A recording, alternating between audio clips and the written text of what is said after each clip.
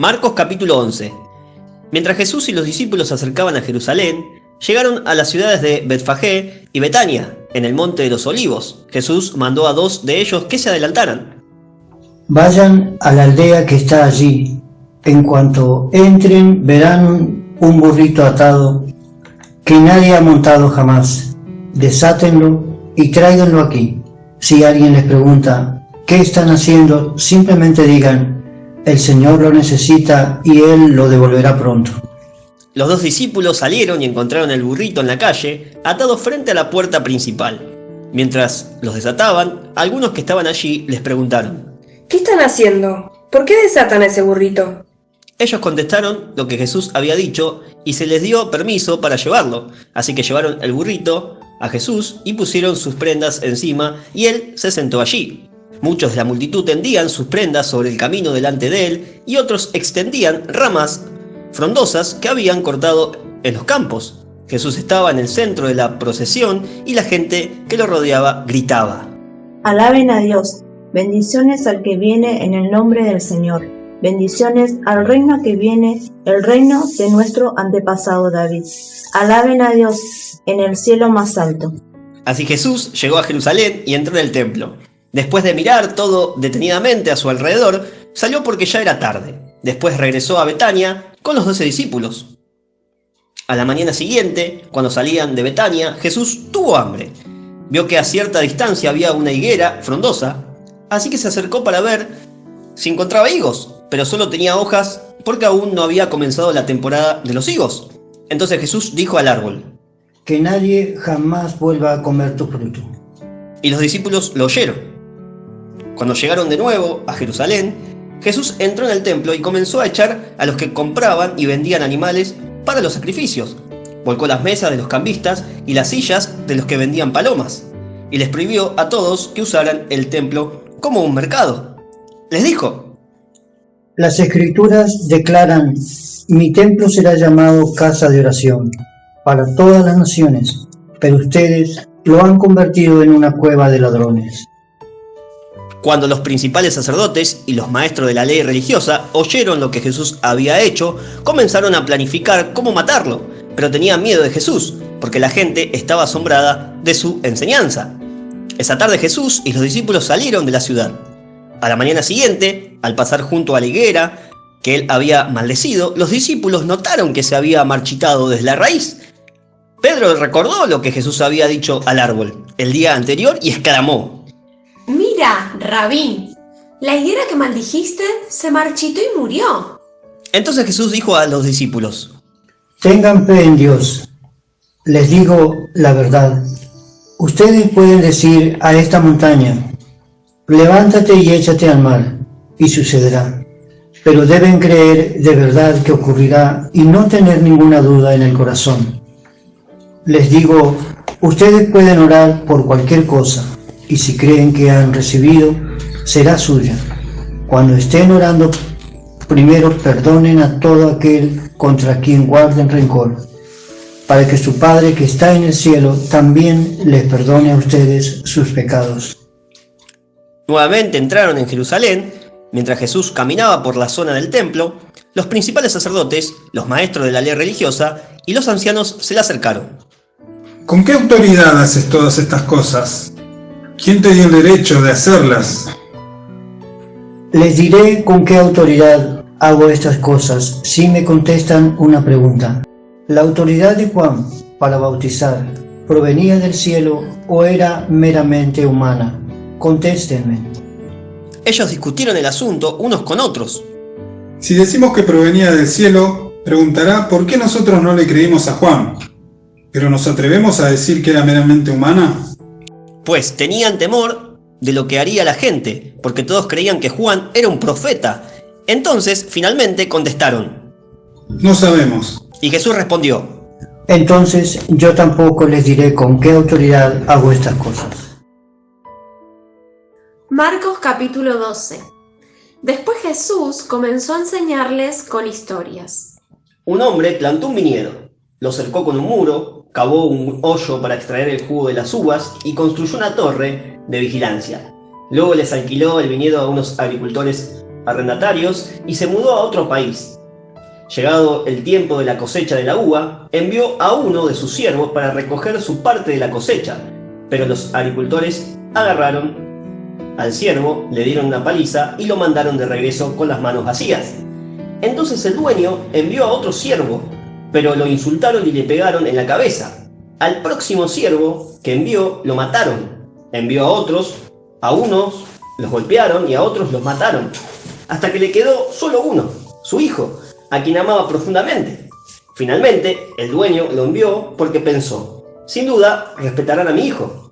Los agricultores se dijeron unos a otros: aquí viene el heredero de esta propiedad.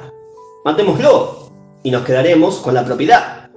Así que lo agarraron, lo asesinaron y tiraron su cuerpo fuera del viñedo. ¿Qué creen que hará el dueño del viñedo? Les diré: irá y matará a esos agricultores y alquilará el viñedo a otros. ¿Nunca leyeron en las Escrituras: la piedra que los constructores rechazaron ahora se ha convertido en la piedra principal? Esto es obra del Señor y es maravilloso verlo. Los líderes religiosos querían arrestar a Jesús porque se dieron cuenta de que contaba esa historia en contra de ellos, pues ellos eran los agricultores malvados, pero tenían miedo de la multitud. Así que lo dejaron y se marcharon. Después, los ancianos enviaron a algunos fariseos y partidarios de Herodes para hacer que Jesús cayera en la trampa de decir algo por lo cual pudiera ser arrestado. Maestro, sabemos lo honesto que eres. Eres imparcial y no tienes favoritismos. Enseñas con verdad el camino de Dios. Ahora dinos, ¿es correcto que paguemos impuestos al César o no? ¿Debemos o no pagarlos?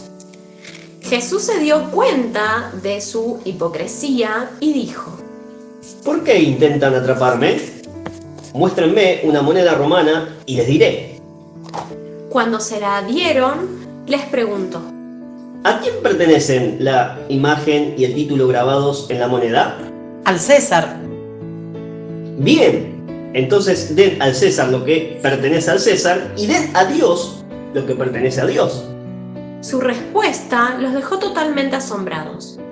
Después se acercaron a Jesús algunos saduceos, líderes religiosos, que dicen que no hay resurrección después de la muerte.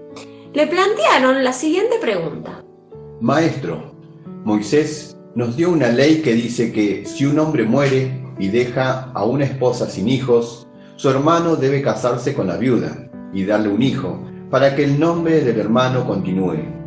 Ahora bien, supongamos que había 7 hermanos. El mayor se casó y murió sin dejar hijos.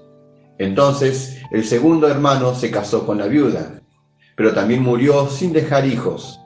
Luego el tercer hermano se casó con ella. Lo mismo sucedió con los 7, y aún no había hijos. Por último, la mujer también murió. Entonces dinos, ¿de quién será esposa en la resurrección? Pues los 7 estuvieron casados con ella. El error de ustedes es que no conocen las Escrituras y no conocen el poder de Dios. Pues, cuando los muertos resuciten, no se casarán ni se entregarán en matrimonio. En este sentido, serán como los ángeles del cielo. Ahora bien, en cuanto a si los muertos resucitarán, ¿nunca han leído acerca de esto en los escritos de Moisés, en la historia de la zarza que ardía? Mucho después de que Abraham, Isaac y Jacob murieron, Dios le dijo a Moisés: yo soy el Dios de Abraham, el Dios de Isaac y el Dios de Jacob. Por lo tanto, Él es Dios de los que están vivos, no de los muertos. Ustedes han cometido un grave error. Uno de los maestros de la ley religiosa estaba allí escuchando el debate. Se dio cuenta de que Jesús había contestado bien. Entonces le preguntó: De todos los mandamientos, ¿cuál es el más importante? El mandamiento más importante es: escucha, oh Israel, el Señor nuestro Dios es el único Señor. Ama al Señor tu Dios con todo tu corazón, con toda tu alma, con toda tu mente y con todas tus fuerzas. El segundo es igualmente importante: ama a tu prójimo como a ti mismo. Ningún otro mandamiento es más importante que estos. El maestro de la ley religiosa respondió: Bien dicho, maestro, has hablado la verdad al decir que hay solo un Dios y ningún otro. Además, Yo sé que es importante amarlo con todo mi corazón y todo mi entendimiento y todas mis fuerzas, y amar a mi prójimo como a mí mismo. Esto es más importante que presentar todas las ofrendas quemadas y sacrificios exigidos por la ley. Al ver cuánto entendía el hombre, Jesús le dijo: No estás lejos del reino de Dios. y, a partir de entonces, nadie se atrevió a hacerle más preguntas. Tiempo después, Jesús estaba enseñando al pueblo en el templo y preguntó: ¿Por qué afirman los maestros de la ley religiosa que el Mesías es hijo de David?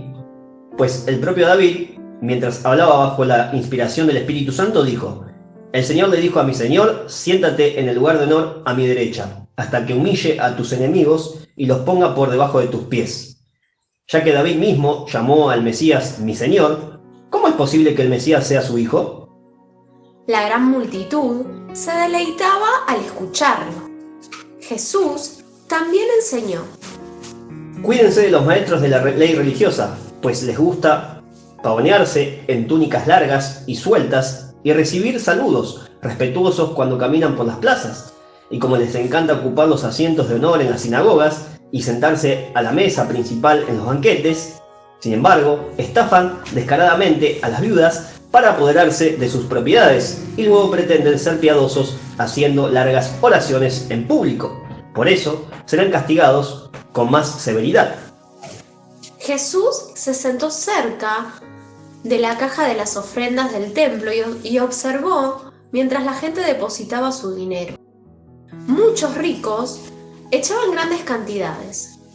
Entonces llegó una viuda pobre y echó 2 monedas pequeñas. Jesús llamó a sus discípulos y les dijo: Les digo la verdad, esta viuda pobre ha dado más que todos los demás que ofrendan, pues ellos dieron una mínima parte de lo que les sobraba, pero ella, con lo pobre que es, dio todo lo que tenía para vivir.